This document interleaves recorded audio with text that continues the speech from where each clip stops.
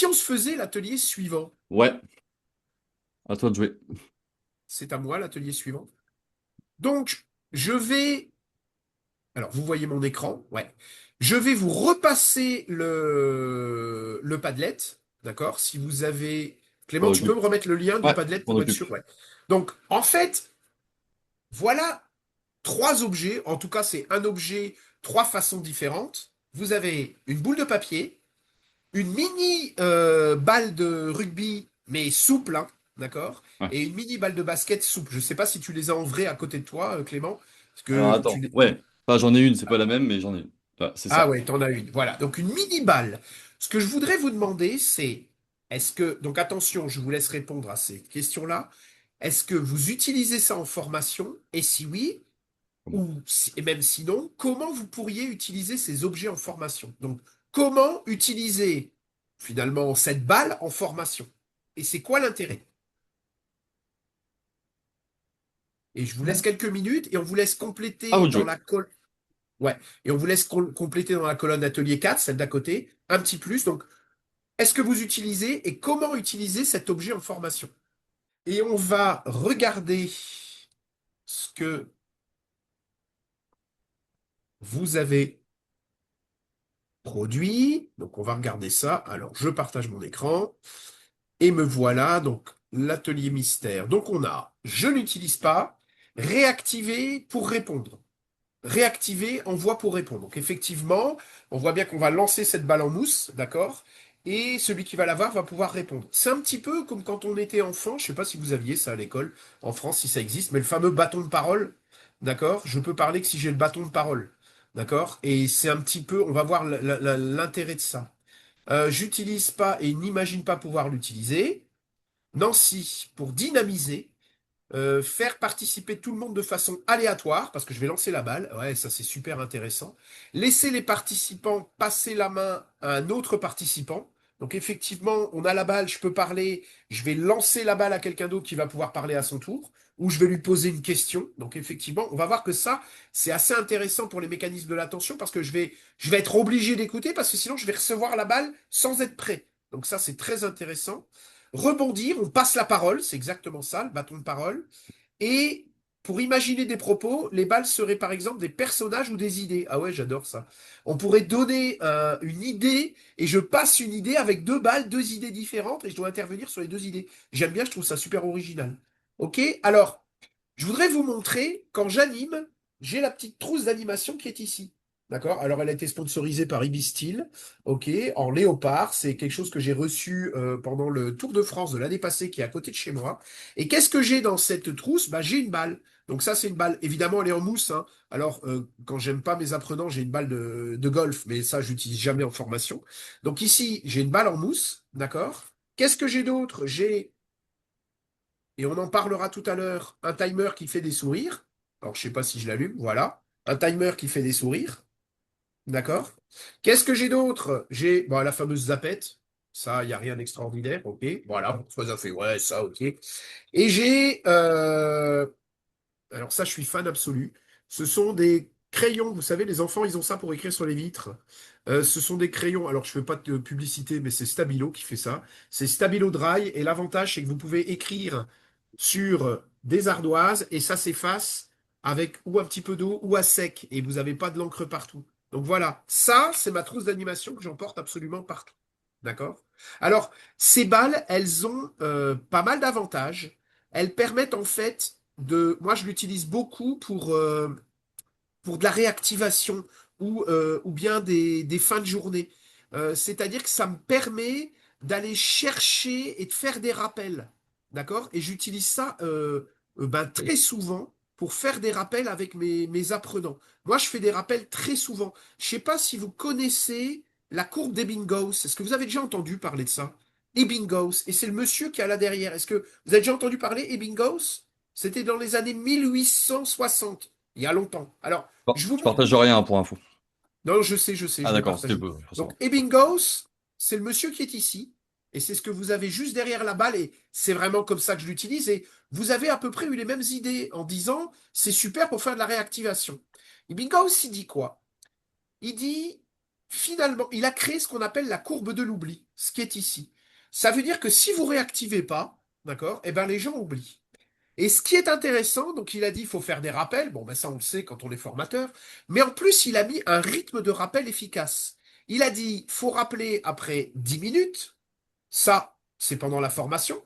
Faut rappeler après un jour, à la fin de la journée, ça c'est toujours possible pour un formateur.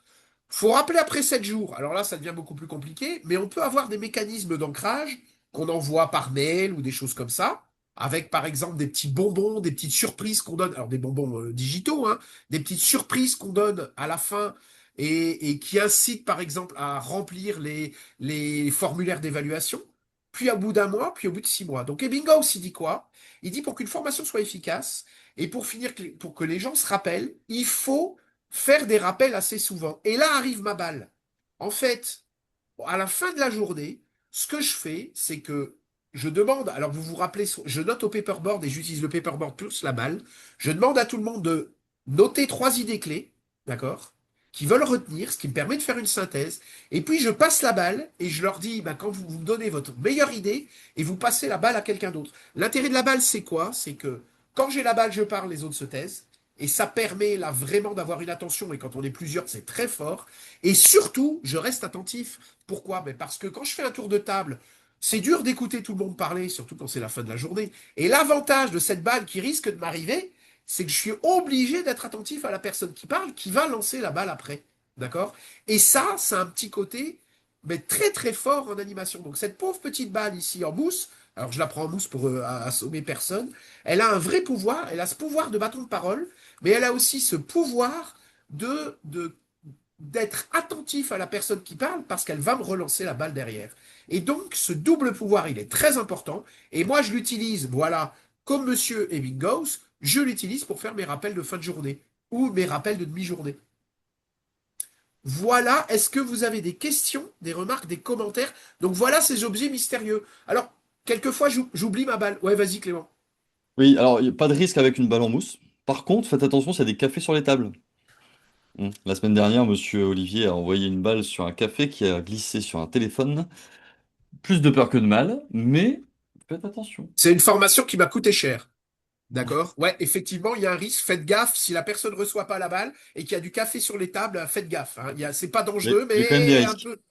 Il y a quand même Non, des mais risques. Ouais. ce qui est intéressant quand même, et tu le disais très bien, c'est que ça capte quand même vachement l'attention, quoi. C'est-à-dire que vous arrivez même dans des salles où il y a beaucoup de monde. Moi qui ai du mal à faire passer, par exemple, la parole quand j'anime et qu'il y a des grands groupes et que je perds des gens, voilà, j'ai beaucoup de mal à aller rechercher les gens. C'est pas un travail qui est facile. Olivier il le fait très bien. Mais moi j'ai beaucoup de mal et en fait, ces petits artefacts physiques-là, ils permettent quand même de réussir à faire ça. Ils permettent de réussir à capter un petit peu l'attention de tout le monde et finalement tout le monde suit une règle commune qui est si j'ai la balle je parle, si je l'ai pas je parle pas. Et puis il y a le petit truc assez sympa qui est de dire ah bah voilà quand je lance la balle il se passe un truc physique dans la salle, quoi. Alors Adeline disait en présentiel, ils se cachent derrière leur ordinateur. Ouais, la balle de nouveau va. On peut même essayer, j'ai jamais fait, hein, d'accord? Mais je pourrais dire attention, on va lancer une balle, fermez vos ordinateurs le temps de la synthèse. Mm. Ça vaut. La balle peut être un prétexte, je sais pas, faut essayer, mais je pense que ça le fait. La balle peut être un prétexte pour protéger l'ordinateur. Adeline n'a pas l'air convaincu, hein. Mais je pense. Tu peux allumer. Vas-y, On a vas-y. quand même un public un peu particulier, hein. Enfin, je sais pas, on s'est pas présenté, donc je sais pas dans quelle matière vous enseignez. Mais moi, voilà, ils sont très très sérieux, hein. Il faut que Alors, j'y j'enseigne à des travaille, hein, à la bonne humeur. Ouais, mais Adeline, j'enseigne à des managers chez Total Energy Hmm. qui sont en tous costard patrons cravate, de grosses filières en costume cravate. mm, Et ça marche. ça marche.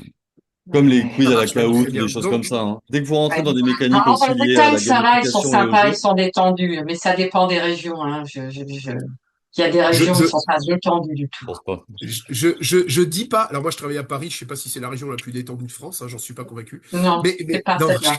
je suis d'accord. Et en plus, Mais quand je tu es parlais pas d'eux, mais je parlais d'une autre région, mais voilà. quand t'es dans le siège social d'une grosse boîte comme ça, et pourtant ça marche quand même en fait. Ouais. Alors, tu as raison par contre, Adeline. Je dis pas que je vais commencer à acheter la balle dès mes 3 premières minutes, d'accord? Mais en fin de journée, ça permet de dédramatiser. Même le ludique fonctionne. Ouais, mais t'as pas la même posture. T'es pas un expert comptable face à des experts comptables ou un expert face à des experts. Alors, Et je suis pas entièrement t'as le d'accord droit, avec quoi. toi. Je suis pas entièrement d'accord avec toi parce que les gens que j'ai en face de moi, c'est des experts et j'ai été expert dans le temps comme eux. Alors, c'est pas des experts comptables, c'est clair, mais c'est des experts très sérieux, mais très, très, très sérieux, hein, qui sont des gens qui sont sur la sécurité, etc. Des gens qui rigolent pas. Enfin, on peut penser qu'ils rigolent pas. Et pourtant, ça reste des êtres humains. Je pense que ça vaut le coup d'essayer avec précaution. Ça, je t'enlève pas ce que tu me dis, hein. D'accord? Et je l'ai fait pour des grands boss de chez Total. Après, je sais pas ce qu'en pensent les autres, hein. C'est peut-être que mon ressenti à moi, hein. Je suis pas toute seule. Je Mais vois François sourire. On faut essayer s'adapte en à fait. l'auditoire, on s'adapte à l'auditoire. Il y a des auditoires attentifs et puis il y a des auditoires un peu moins. Il y en a qui viennent uniquement pour valider des heures, et puis il y en a d'autres qui viennent pour apprendre. Voilà. Donc, on s'adapte à l'auditoire. Françoise? Nancy? Anthony? Oui, après, moi, j'ai la chance de ne pas intervenir sur des formations où les personnes ne valident des heures, quoi. Ça aide. Ils viennent, voilà, ils viennent pour apprendre. Et même s'il y a que des experts comptables, bah, effectivement, ils aiment bien aussi se détendre, quoi. Donc, du coup, voilà, la balle pour le tour de table de fin, ça me plaît bien, hein, pour les idées à retenir. Après, c'est vrai aussi que si vous avez des formations obligatoires, alors s'adapter au public, là, je peux être que d'accord avec Raymond, hein. Mais si vous avez des formations obligatoires, c'est vrai que ça peut devenir compliqué parce qu'il y a des gens qui ont juste pas envie d'être là. Et ça, je suis entièrement. Et je sais que vous en avez quelquefois pour valider. Les experts au compte m'ont expliqué ça euh, la semaine passée, vendredi. Donc, il y a des formations avec un nombre d'heures obligatoire. Et j'ai compris que c'était obligatoire, sinon ils perdaient leur titre. Anthony, peut-être, Nancy, votre réaction? Parce que ce que dit Adeline, moi, je, Non, c'est OK, hein. ouais, ben, pour ma part, moi j'encadre des experts comptables stagiaires et là, il n'y a aucun problème pour effectivement rendre un peu plus, je dirais peut-être ludique, mais en tout cas, effectivement, on peut très bien, c'est pas très, enfin, on peut jouer dans ce registre-là, il n'y a pas de problème, hein. Nancy, Ouais, je suis d'accord aussi. Alors moi, je fais pas mal d'interventions en interne avec les collaborateurs chez nous. Et je pense qu'il faut oser, en fait. Quand bien même on se dit qu'on a un public très sérieux, très cartésien, et ben justement, je pense qu'il faut oser amener des approches aussi différentes, voilà, pour dynamiser. Et voilà, je trouve que c'est important. Et puis ça passe bien, finalement, quand on le fait. OK.